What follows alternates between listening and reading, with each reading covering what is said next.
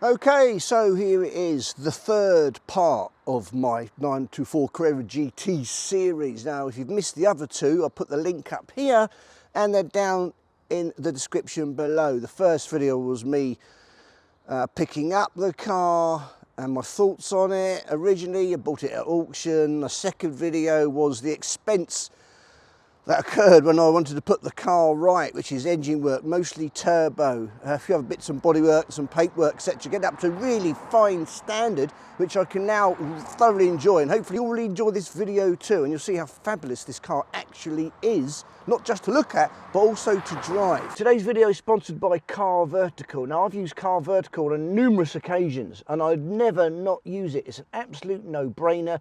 I used it on this Porsche 924 Carrera GT. I used it on my Integrale over there, sitting in the garage. A Car Vertical report will stop you finding out later that you bought a car with the following: previous crash damage, incorrect mileage, outstanding finance, whether in fact the car was an import, and also whether it has been stolen before. All you need to do is go to carvertical.com, enter the VIN number of your chosen car and get the report. Ferrari 430 with that VIN number.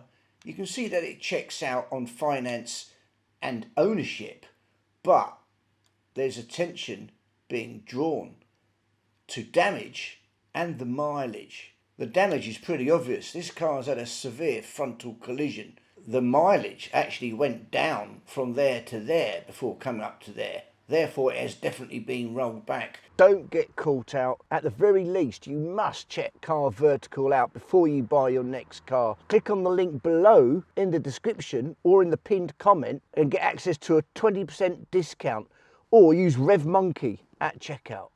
So, 924 Carrera GT, they made 406 of them. 75 of those were right-hand drive. I believe they were red, silver and black. Black, obviously I'm a bit biased, being the most desirable colour. That's in fine fettle now, not really much wrong with it. Obviously black's bloody hard to keep clean, but I haven't polished it. I don't want to cause any superb whirls or anything like that. But that's one of the things that gives it away, is the Carrera stamp on the side there, which really works with the car. That front view I think is fantastic.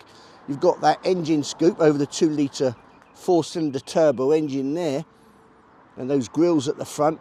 Damn cool, what a good look. I should go around this side. It's got the nice front wheel arches. The rear wheel arches are riveted on, as you can see there. Behind it, fantastic. So proper old school racing bolt-ons, lovely. Quite a big boot, look at that. I haven't actually opened this boot yet. Spare tyre down there, but a very practical car, Carrera GT. There you go, and there's the back.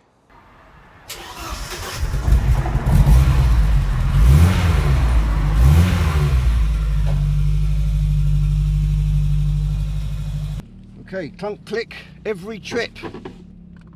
Bish bash bosh. Right, what can I start off with? So visibility is really good. Good visibility at the front, out the sides. Got very small B pillars. A nice window on the side there, so you can see out that way, and a big window at the back. Good visibility through the rear view mirror. Decent enough through the side mirrors. Now, doesn't like to idle too much. It's kind of a race kind of engine-ish. So it really likes to be up there and at it. Doesn't seem to be like ticking over too much. The seats are comfy. They feel somewhat soft when you sit in them compared to other cars you might be in, especially the Integrale.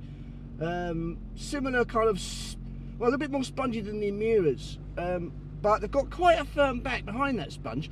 But what they have got is really quite severe side bolsters. Brilliant for racing, of course, what this car's all about. But if you're a larger person, I'd sit in one of these before you buy it. For me, I'm quite a slight person. It's quite a nice little feeling. There's probably only another inch or two on that chest before it might feel too tight. Interesting. Steering wheel, can't adjust it. Very flat towards you. Seems a little bit low for my liking, but absolutely fine. You've got good visibility on the instruments. Gearbox is in a good reach. Heel and towing's possible. Clutch goes in nicely. The seat is fully adjustable.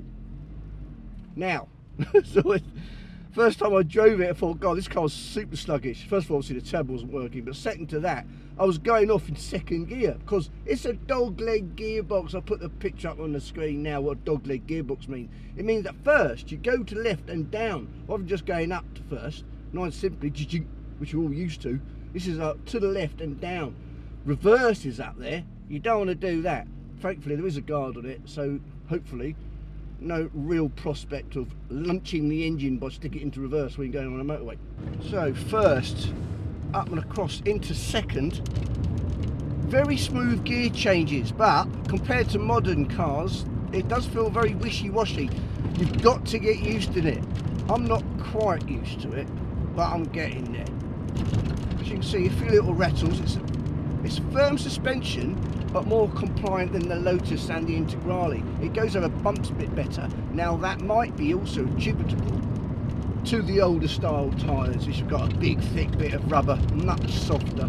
Apparently, I was told by Ultra Ficina, who maintained this car, that putting on modern rubber will transform the handling, but it already seems okay to me.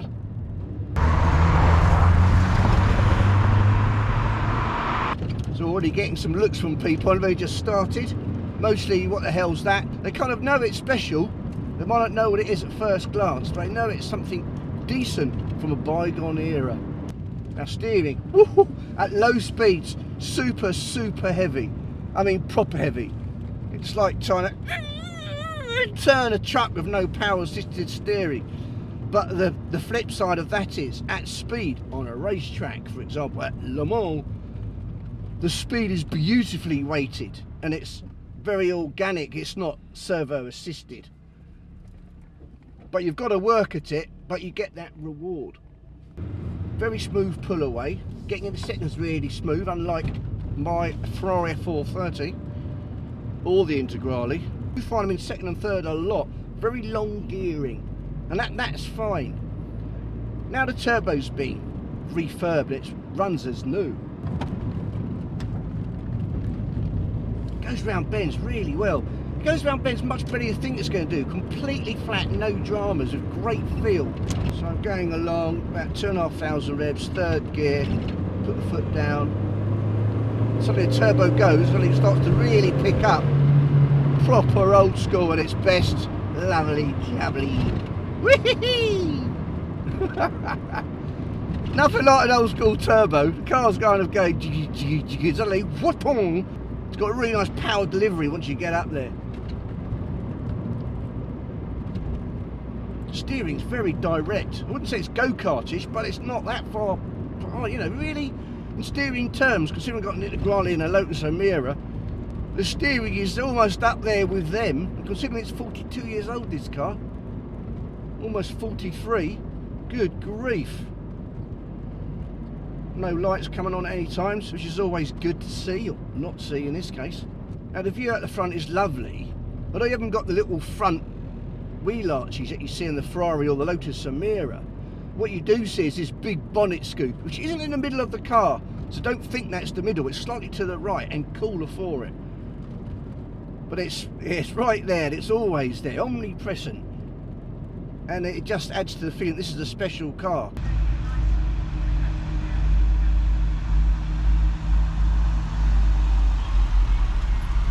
Super comfy when you're going along nice roads without any potholes. Very comfy. Honestly, this could be a 5 Series BMW.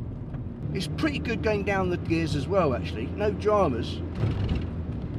Second to third, smoothly ticking along. Could be an ideal family car. If you've got two little kiddies, they'll get in the back, no problem. I did a TikTok and Instagram video of my 6'2" son getting in the car. I had to lie traversing it across the back. It was quite funny. So no, it does get quite a bit louder. Whee! Lovely, very nice acceleration. It's got a little bit of boost kick in when the turbo kicks in. Other than that, it's very linear. It's not as dramatic as the Integrale's one, for example, Luckily it's a standard car, it's only about 210, 215 horsepower, similar to a standard Integrale as it happens. Albeit this was like 12 years earlier. So for its day, this car had decent power. Up as its handling actually on the roads, even with these old tyres, is very good. It's known to be a particularly well balanced car, and even now people will race these or take them to track days.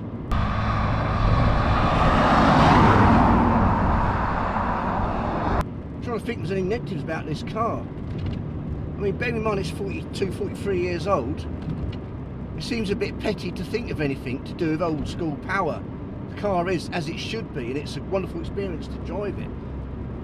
It'd be nice if the steering wheel moved up and down, just for personal preference, but now I'm used to it, of course, it matters not. This car would be a keeper, it really is that good. It looks stunning, gets a lot of attention, can't wait to take it to Porsche meets. Show those 911s a thing or two, a proper car. Yes. Of course, this was meant to replace the 911s. They brought out the front-engined cars to actually replace the 911, but I can't keep it. If you watch my videos, you know I've got this video of 25 cars that I wish to buy and own. I'll put a link down in the description below. So I've got to sell them to be able to buy the next cars on that list.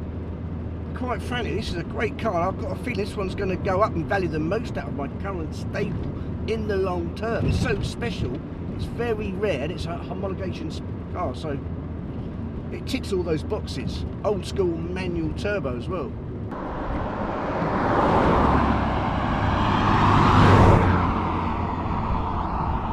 They're also relatively very reliable, typical Porsche, built to last.